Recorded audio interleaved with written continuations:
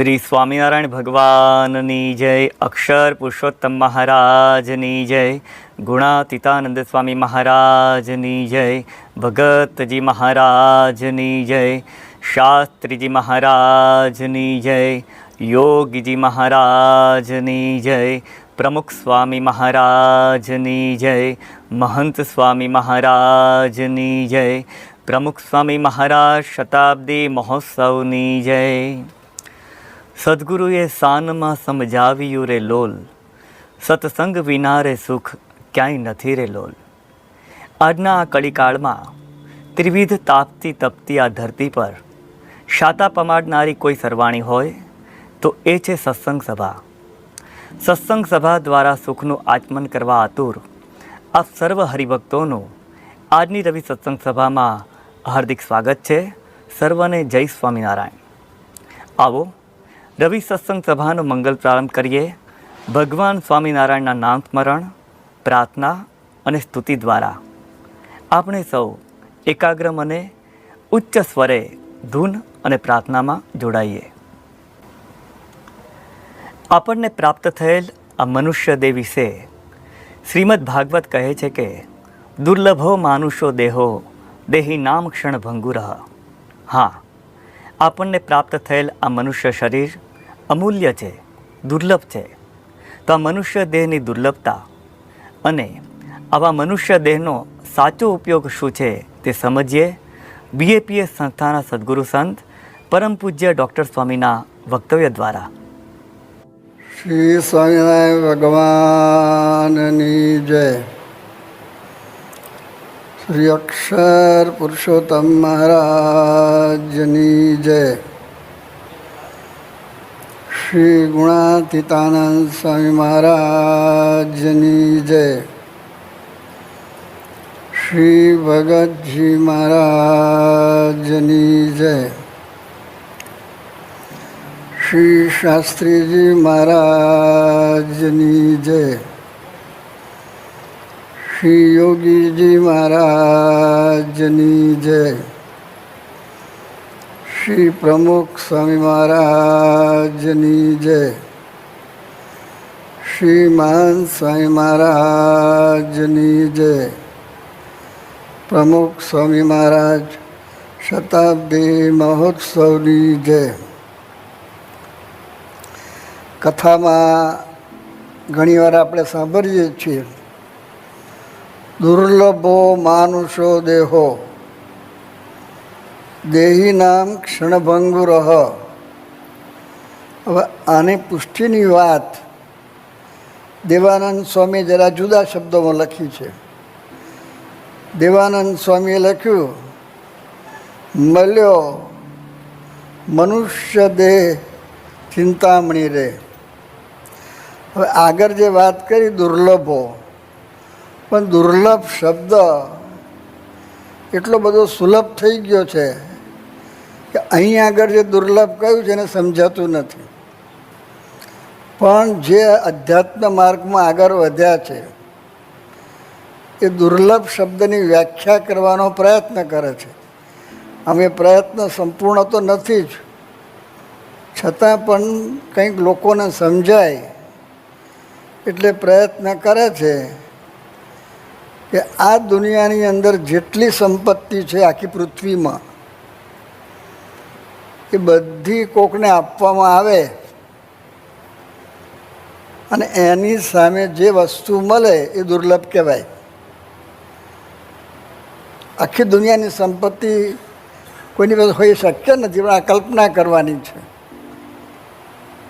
પણ એમણે જે કહ્યું કે મળે તો એ દુર્લભ કહેવાય, પણ મળે એવું છે જ નહીં. પહેલી જ વાત એ છે. એટલે એટલો આ દુર્લભ મનુષ્ય દેહ છે.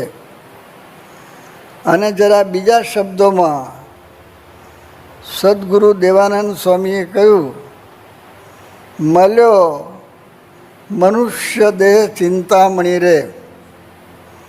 હવે ચિંતામણી તો કોઈએ જોઈ નથી. હીરા લગભગ બધાએ જોયા છે, પણ તમારામાંથી કોહિનૂર હીરાએ જોયો હોય એવા થોડાક હશે. મેં કોહિનૂર હીરો જોયો છે. ઇંગ્લેન્ડમાં છે. એ કોહિનૂર હીરો જોવા માટે આખી એક વ્યવસ્થા છે. બધી સિક્યોરિટી ટાઈટ, એકદમ મોસ્ટ ટાઈટ સિક્યોરિટી હોય ત્યાં આગળ. અને તમારે જોવાનો તો ત્યાં આગળ અમુક આમ કંઈક પાટા ઉપર જવાનું હોય. આમ જોયા નહીં કરવાનું, આમ જોઈને નીકળતા 5 સેકન્ડમાં તો નીકળી જ જવાનું. એ ખાલી જોવાની ફી કેટલી હોય છે ખબર છે? તે વખતે ગયું ત્યારે લગભગ કંઈક 35 પાઉન્ડ હતા. હવે તે વખતે પાઉન્ડનો શું ભાવ છે એ ખબર નહીં. ખાલી જોવાના 35 પાઉન્ડ. કોહિનૂર હીરો, તો કોહિનૂર હીરા ઉપર પારસમણીની વાત કરેલી છે, એ આ લોકમાં નથી. એની ઉપર ચિંતામણીની વાત કરી છે, એ આ લોકમાં નથી. પણ આ મનુષ્ય દેહ ચિંતામણી છે. પણ આપણે વિચાર કરતા નથી. બધાને આ વાક્ય મોડે છે. તમારામાંથી કેટલાય કીર્તન બોલ્યા છે કેટલી વાર, તો બોલી ગયા છીએ આપણે. તો બોલી જવાથી કંઈ સમજાઈ જતું નથી. થોડુંક વિચારને પામવાનું છે. હવે અને જરા સમજાય એવી ભાષામાં અમેરિકાના એક પ્રોફેસર મોરોવિટ્ઝ એણે આની કિંમત કરવાનો પ્રયત્ન કર્યો છે. આમ તો કંઈ સંપૂર્ણ ન કહેવાય, છતાં પણ એણે પ્રયત્ન કરેલો છે. અને આપણે ગુણાતીત 20 શતાબ્દીમાં એનું ચિત્ર મૂકેલું. એમાં માણસ આમ ચિત્ર એનો ફોટા જેવું બતાવેલું અને એને તાજવામાં ઊભો રાખેલો. અને સામે બધી આમ ડોલરની નોટો હોય એવું ચિત્ર હતું. અને નીચે લખેલું યુ આર વર્થ, એટલે કે માણસ, $6,000 ટ્રિલિયન. હવે એને અમારા જ્ઞાન યજ્ઞ સ્વામીએ તે વખતે ઘણા વર્ષો પહેલાં એને જરા રૂપિયામાં કન્વર્ટ કર્યા. તે વખતે જે ડોલરનો ભાવ હતો એ ભાવમાં. તો ધારો કે મનુષ્ય દેહ આપણે 100 વર્ષનો ગણીએ. આમ તો બહુ ઓછા માણસો 100 વર્ષ જીવે છે, પણ છતાં આપણે 100 વર્ષ કહીએ તો 100 વર્ષનો મનુષ્ય દેહ પડી જવાનો. એનો અર્થ કે $6,000 પૂરા થઈ જવાના. તો એક વર્ષમાં કેટલા જાય? તો એક દિવસમાં કેટલા જાય? તો એક કલાકમાં કેટલા જાય? તો એક મિનિટમાં કેટલા જાય? તો એક સેકન્ડમાં કેટલા જાય? તો આ પ્રોફેસર મોરોવિટ્સે જે કિંમત કરી છે એને આધારે આપણી 1 સેકન્ડ જાય છે. અને આપણા મંદિરમાંથી એક વ્યક્તિ દીઠ 7.5 કરોડ રૂપિયા જાય છે.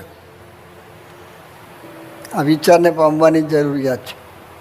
આ કોઈ સામાન્ય બાબત કોઈ સામાન્ય વ્યક્તિએ કહ્યું નથી, આ રીતે કરેલું છે. ભગવાને આપણને બ્રેઇન આપ્યું છે.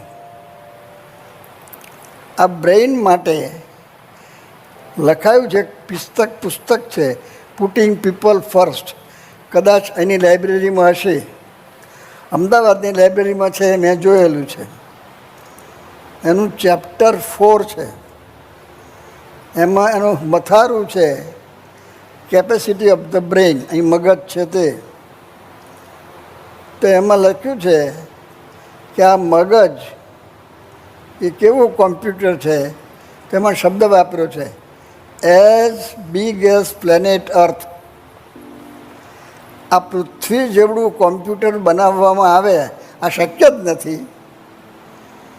એમાં કાર્ય કરવાની જે શક્તિ હોય એ આ મગજમાં મૂકેલી છે. દરેક મગજમાં આ રીતની શક્તિ છે.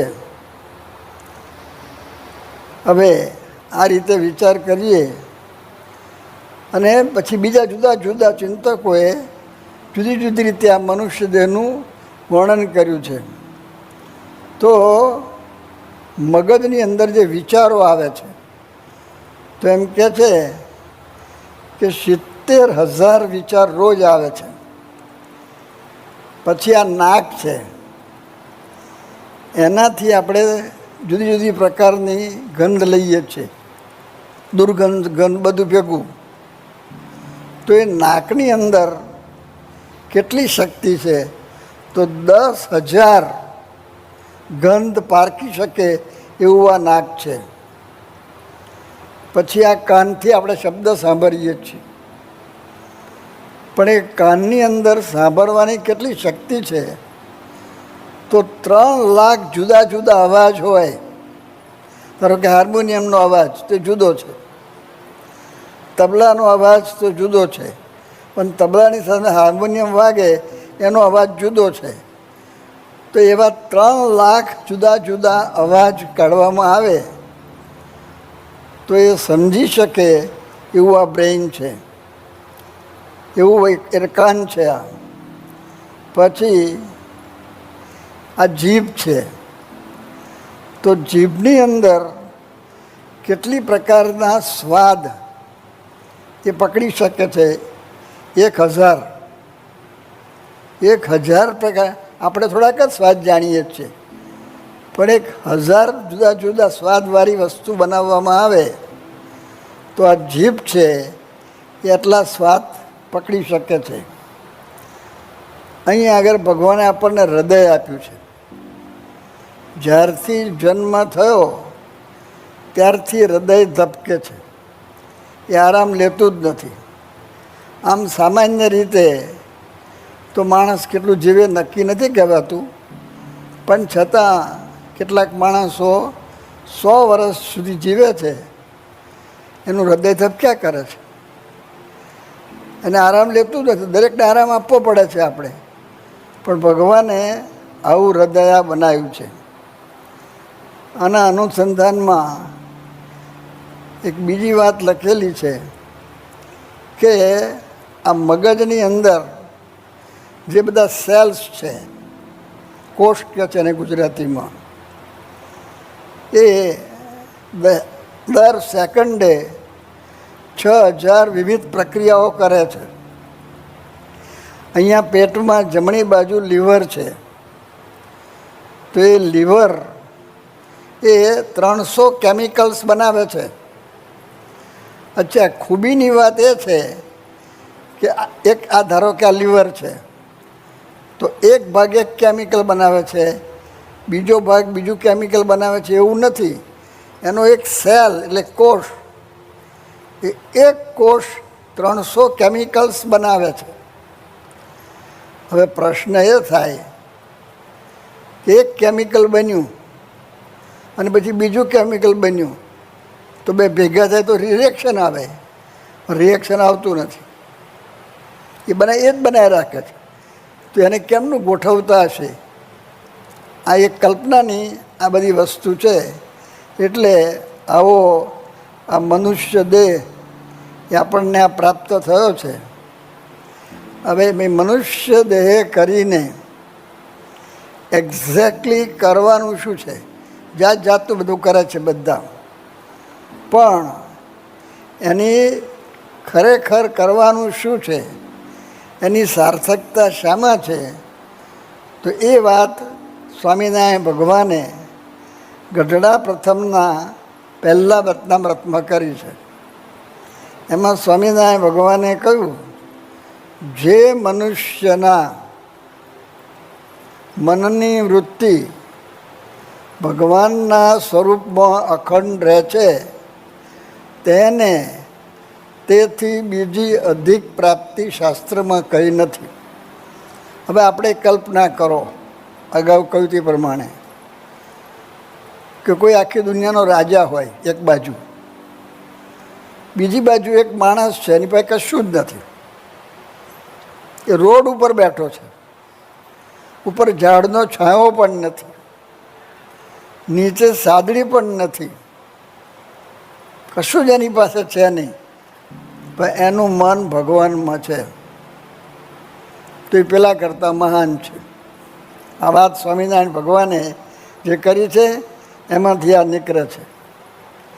અને જરા જુદા શબ્દોમાં સ્વામિનારાયણ ભગવાને ગઢડા મધ્ય પ્રકરણના 22ના વચનામૃતમાં કરી છે કે સાધુ થકી બીજી કોઈ મોટી પદવી નથી. અહીં આગળ સાધુ શબ્દ આપણે ત્યાં સામાન્યપણે જે વપરાય છે ભગવા લુગડા એવા અર્થમાં નથી, પણ ભગવાનની સાધના કરે એ સાધુ. આપણે બધા માર્ગે ચાલ્યા છીએ, પણ જે એના અંતને પામ્યા હોય તે સાધુ કહેવાય. પણ છતાં આપણે માર્ગે ચાલ્યા જ છીએ એટલે સાધુ કહેવાય.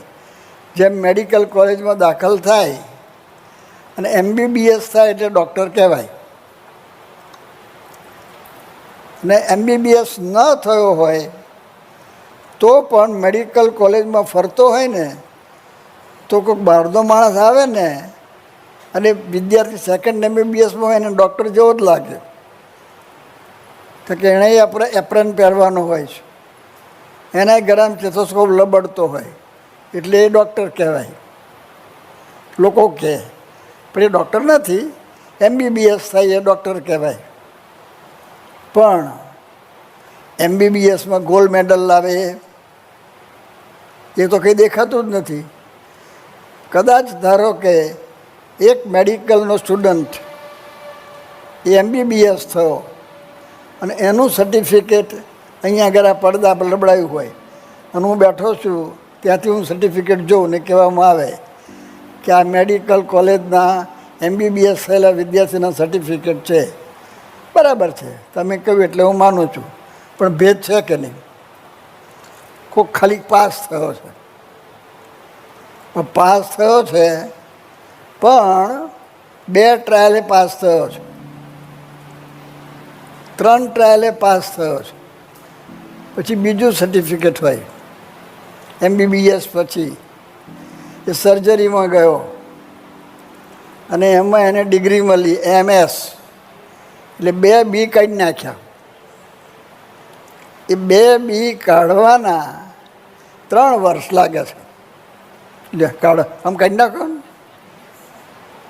ને, કાઢી નાખેલું ના ચાલે. આ યુનિવર્સિટી કે ને તાર ચાલે MS, બાકી લખાય નહીં. લખવામાં તો કંઈ વાંધો નથી, કોણ ભોજ્યો પૂછે તમને? પણ MS 3 વર્ષ લાગે. પણ એમાં ફેર છે પાછો.